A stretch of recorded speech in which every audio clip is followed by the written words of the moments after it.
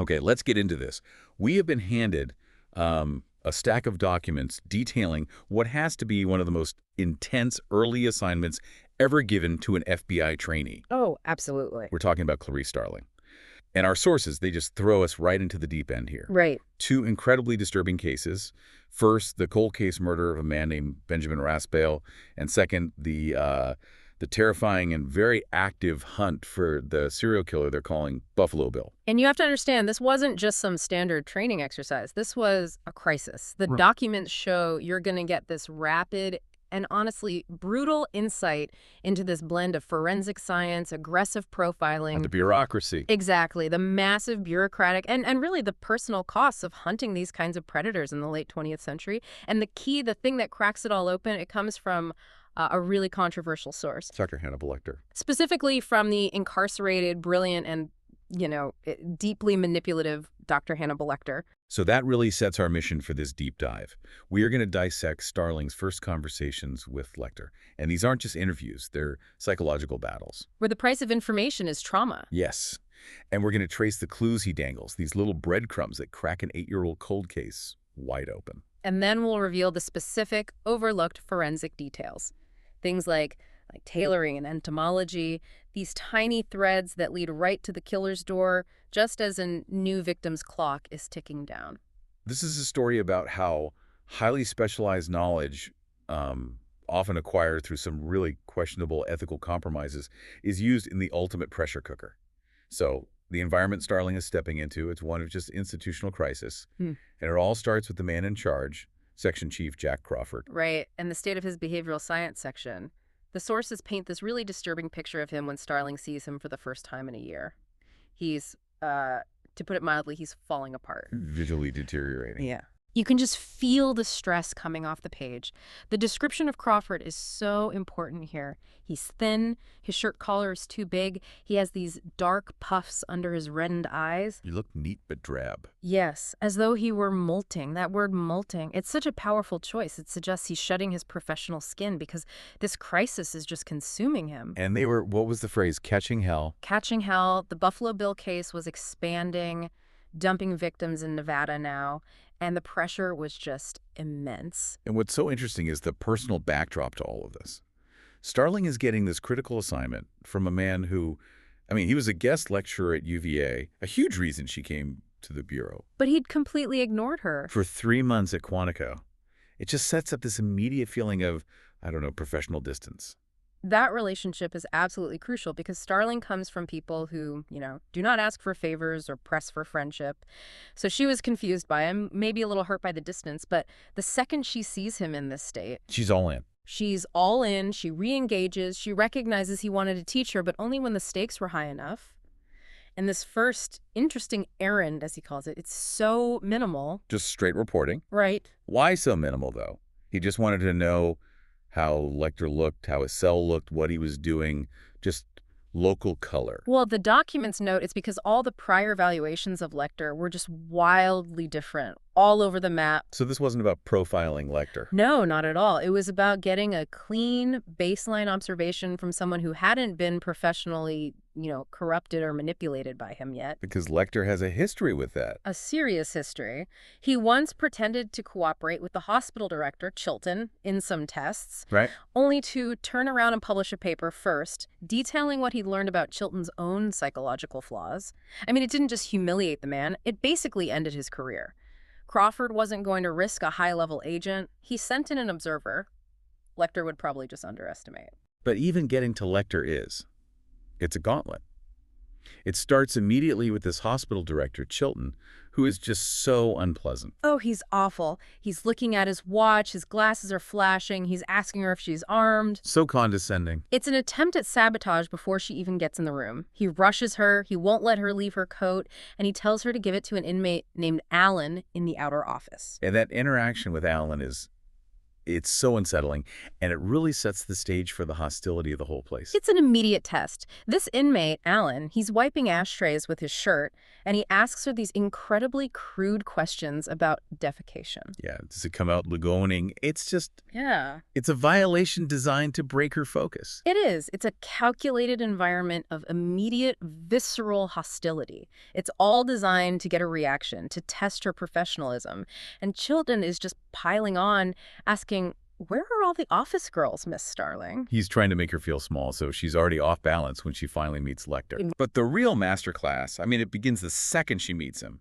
He's described as small, sleek, wiry, with maroon eyes, and he launches into this piercing analysis of her. And this is where we have to slow down, because the layers of this psychological dismantling are just incredible. First, he immediately knows. He pegs her as one of Jack Crawford's. Instantly. Then he focuses on her senses, on how she's trying to present herself. He knows she uses Evian skin cream, sometimes L'air du Temps, but he points out that today she's determinedly unperfumed. He sees the effort. He sees the effort to project neutrality, and he calls it out. And then he just strips away her entire social and economic background. Brutally. He calls her a well-scrubbed, hustling rube with a little taste. Yeah. He insists she's not more than one generation out of the mine. He guesses her origin, right? Yeah. Okie or West Virginia Starling. He's exposing her class, her ambition to rise above it. And he hones in on the little symbols of that ambition, her gold atta beads. He mentions the ugly little sump she feels when she looks at them now and thinks they're tacky. Oh. This isn't random. He is identifying and exploiting her class shame right there in the first 5 minutes. And this brutal psychological attack is happening right next to this display of high culture, which makes it all so surreal. Right. He critiques her for trying to be witty in her segue to the questionnaire. He says, "Never use wit in a segue. It is on the plank of mood that we proceed." It's such an assertion of dominance. He's telling her, I control the rules here. I control the emotional terms of this conversation. And it's all happening while he's drawing the Belvedere from memory. And discussing his sketch of Golgotha after the deposition. That detail about Golgotha is so key. He says the sketch shows what the thief promised paradise really got. His leg's broken. It's this dark, gruesome revision of a religious story. Basically saying that violence and suffering are the true reality behind our pleasant stories. Exactly. And he ends that first meeting by backing her into a moral corner.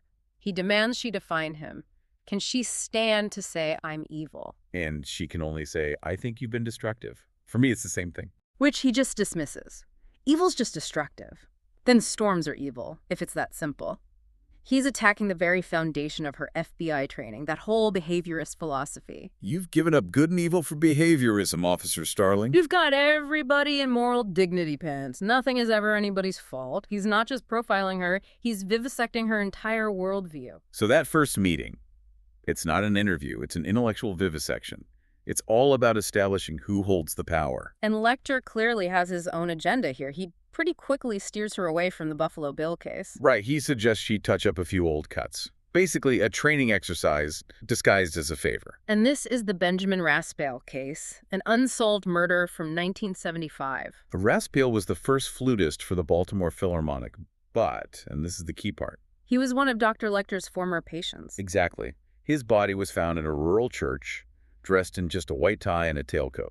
And the forensic details are, well, they're horrific. His heart was pierced, and he was missing his thymus and pancreas. The sweetbreads.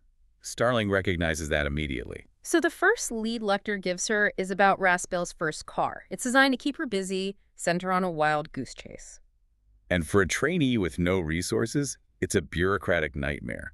She's doing this all on her lunch breaks, her study time. She's totally alone in this. And it leads to a dead end. The car was crushed 4 months earlier in Arkansas.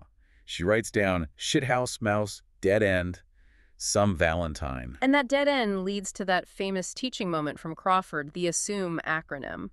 But the assumption she made that the first car was the only car. That's what Lecter was counting on. Precisely. Because Raspail collected cars.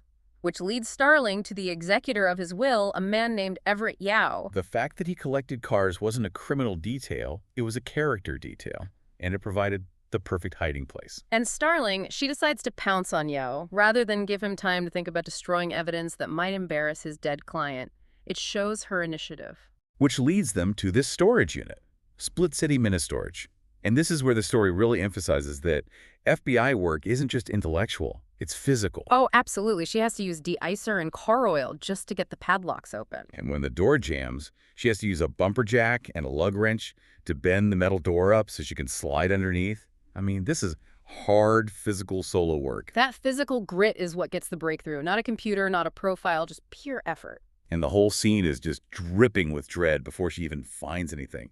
Yeah, warns her about mice, tells her to tie your cuffs snugly around your ankles. That little detail, mouse intrusion, it just adds this layer of disgust and makes you feel on edge. So once she gets inside, next to this old 1938 Packard limousine, she finds this horrifying tableau. The car has a mannequin inside, dressed in new dinner clothes. Tuxedo trousers, patent leather shoes. This wasn't just a body dump, it was a ceremony. And where the head should be, there's just a black velvet hood on a plywood shelf. Big, as though it covered a parrot's cage. She finds the actual head in a big laboratory specimen jar. Severed neatly under the jaw, preserved in alcohol that had mostly evaporated over the years. The whole scene is like a curated memorial, an art piece made of murder. She also finds an album of old lacy valentines, which speaks to this strange sentimental obsession, and a polished wooden dildo in the trousers. So she takes all this back to Lecter for their second conversation. And he confirms it. The head belongs to a man named Klaus, a Scandinavian sailor, Raspail's lover.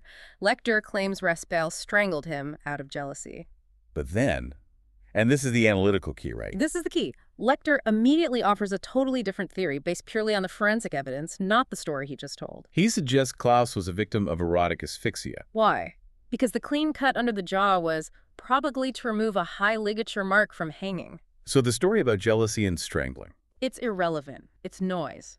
The physical fact is the clean cut to remove evidence of a ligature. Lecter is teaching her to look past the drama, past the psychological story, and focus on the cold, hard, forensic reality that defines the cause of death. He's teaching her how to see, and with those lessons under her belt, the whole thing just accelerates. The Buffalo Bill case escalates dramatically. Right, with the identification of Kimberly Jane Emberg, found in the Elk River in West Virginia.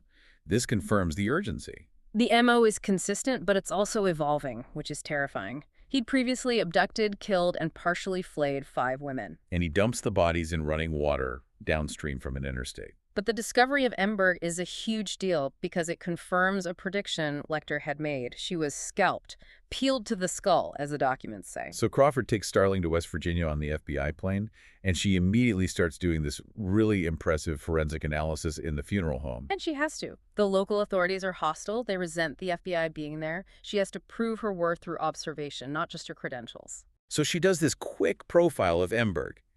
3 ear piercings, glitter nail polish, 2 weeks of hair growth on her legs and armpits. The bleached fuzz on her upper lip. Right. It all suggests someone who is pretty careful about herself. The lapse in that routine, the hair growth, that gives her a minimum time of captivity. And she documents the broken fingernails, finding dirt or some hard particles under them, which links back to the struggle seen with other victims. But the real breakthrough moment becomes from the burn mark analysis. This is brilliant. The local guy, Lamar, he suggests the burn mark on her calf is just from a heating pad, something you see on old people. But Starling elevates it. She realizes if the burn happened post-mortem, after death, the body had to have been stretched out flat on its back. Which means it couldn't have been in a normal car trunk where a body would be curled up. So the killer has to be using a bigger vehicle. A closed truck or a van or a station wagon, that is a huge shift in the vehicle profile. It immediately narrows the search. But the central piece of evidence, the confidential detail that Crawford uses to weed out false confessions. It's the entomological clue. The cocoon, they find, lodged behind Kimberly Emberg's soft palate. Crawford relies entirely on how specific that is. It's a single, unique biological sample. Only the real killer could know about it.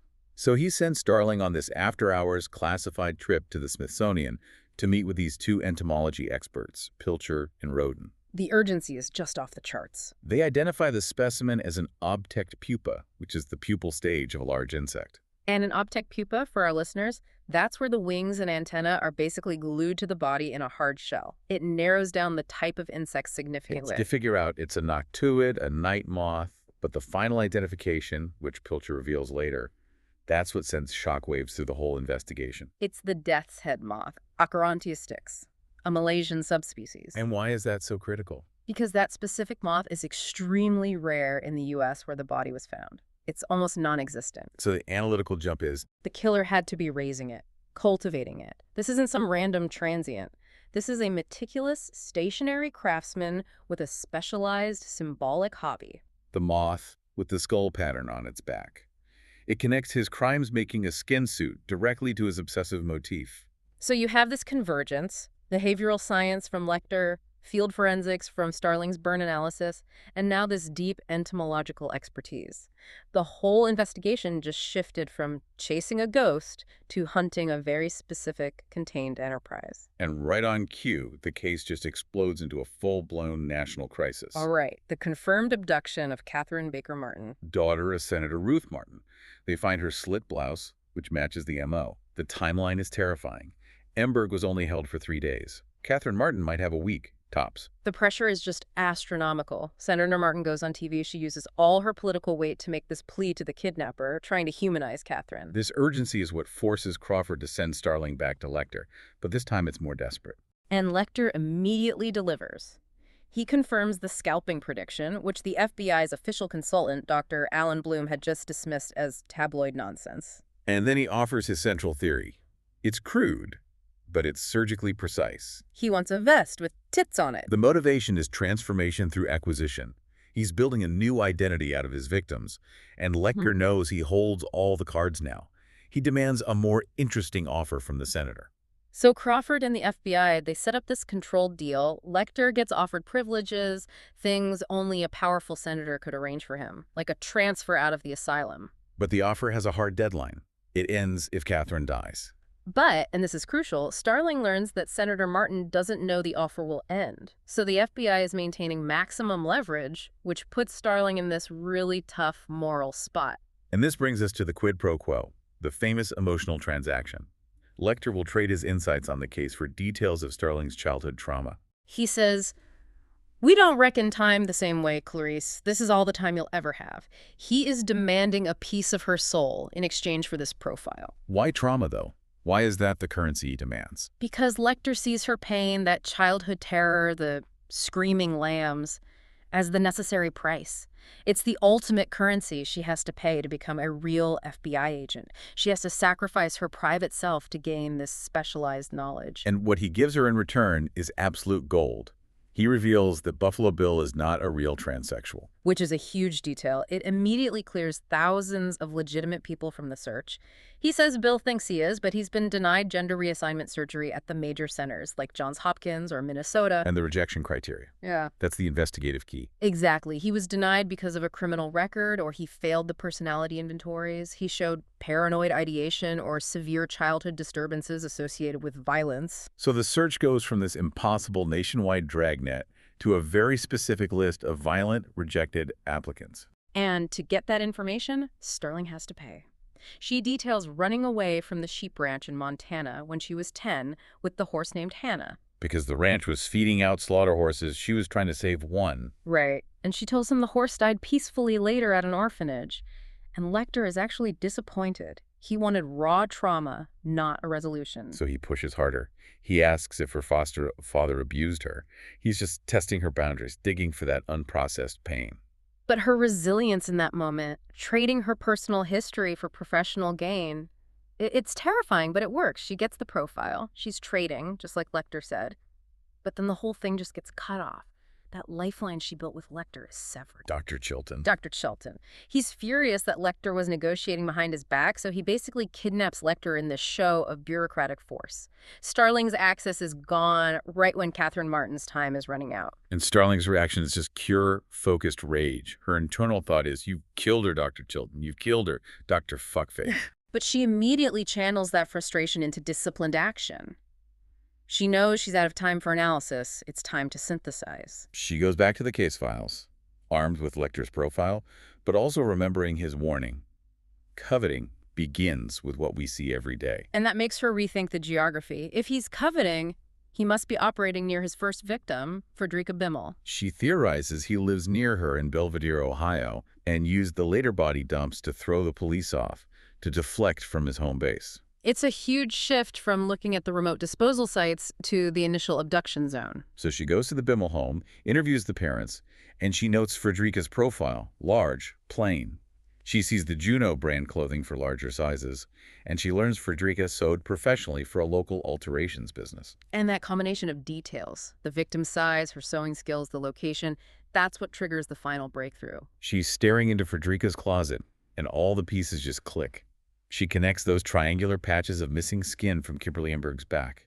Not to some ritual, but to a specific dressmaking technique. This is the definitive aha moment.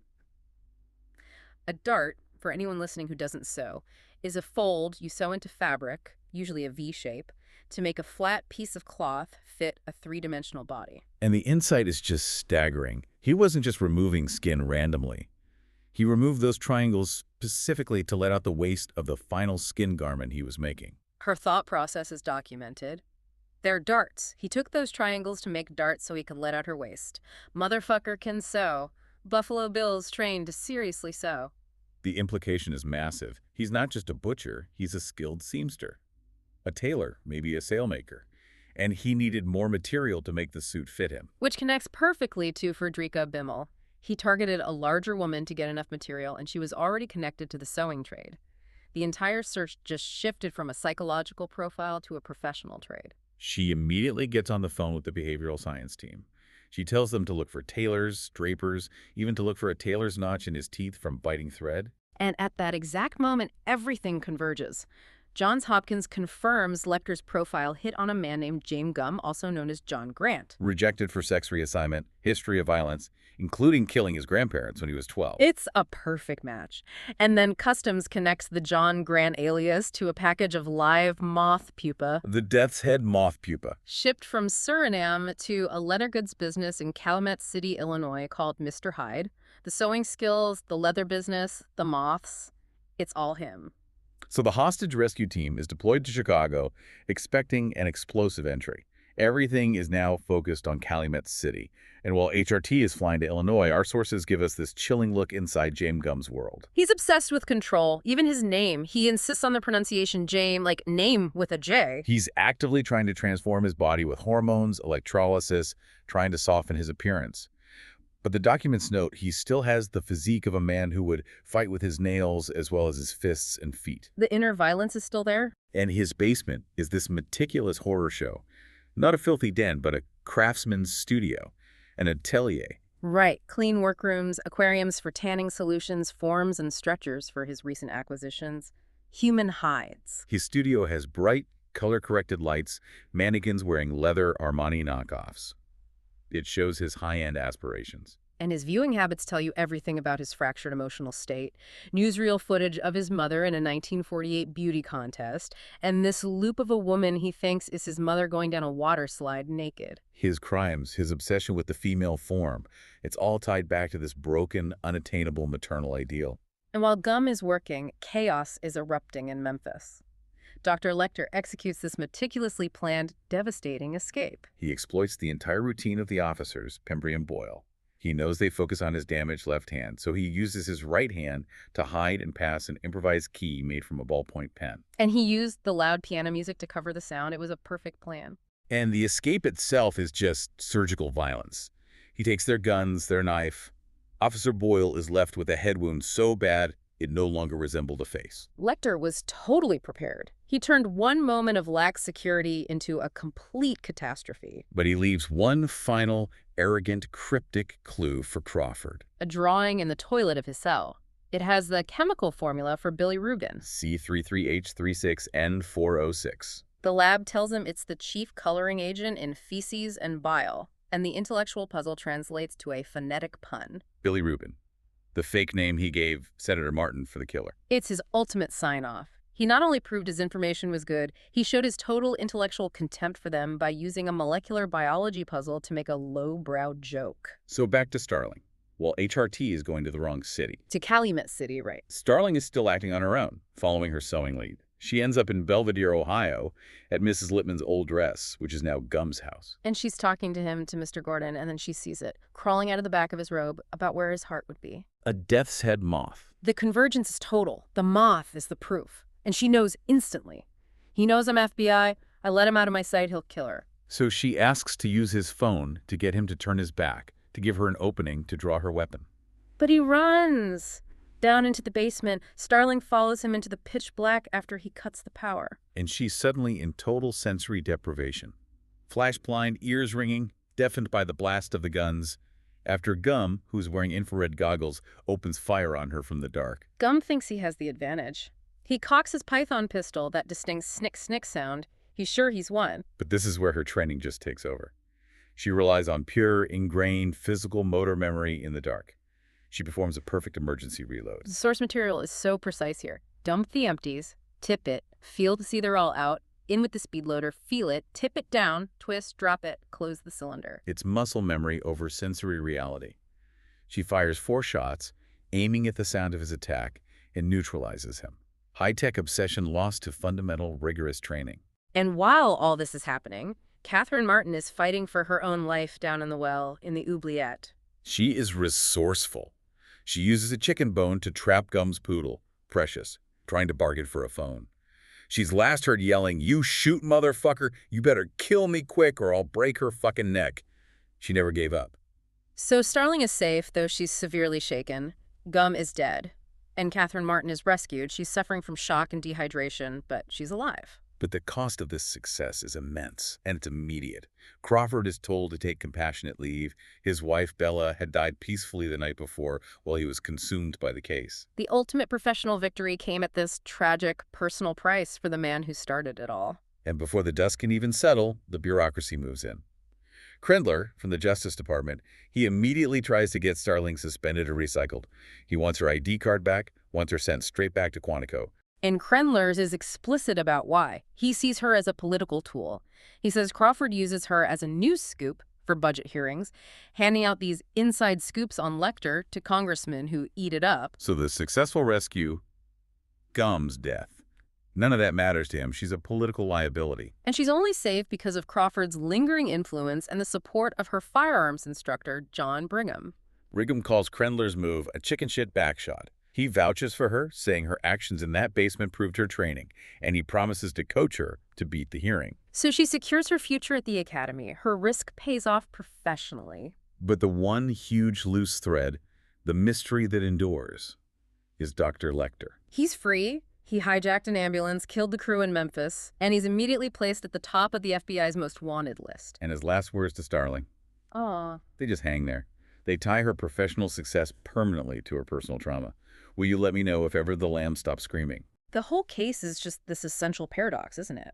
Starling gets her career, she solves this huge case, but she only does it by submitting to Lecter's profound, destructive psychological dissection. It really shows that this kind of specialized knowledge, it isn't free. There's a traumatic cost. And what stands out is the synthesis required to succeed here. It wasn't traditional police work. It was this radical blend of high-level forensics, the burn analysis, the moth. The deep psychological insight from Lecter. And Starling's own unexpected technical knowledge. The sewing. The dart tailoring clue. That was the final connection. That dart tailoring is the single point where the psychology, the forensics, and her own deduction all converge. It's a study in extremes. Yeah. Gum's violence, Lecter's intelligence, and the incredible pressure on one trainee. And after all that chaos, the documents give us this final, beautiful sensory detail about Starling finding peace. Right. She goes to the laundry room at Quantico and dozes off against the slow, comforting rump-rump of a washing machine. Her friend, Ardelia Mapp, has this philosophical take on it. She believed the rhythm of the machine was like a great heartbeat, and the sound of the water was the last memory of peace before birth. So consider this then. In an environment of constant chaos and violence, where intellectual dominance and physical trauma are the tools of the trade, what are the small, unexpected, almost subconscious sensory details, the rhythm of a machine, the sound of water, that ultimately serve as our anchors back to sanity and back to our simple, peaceful self? Something to chew on until our next deep dive.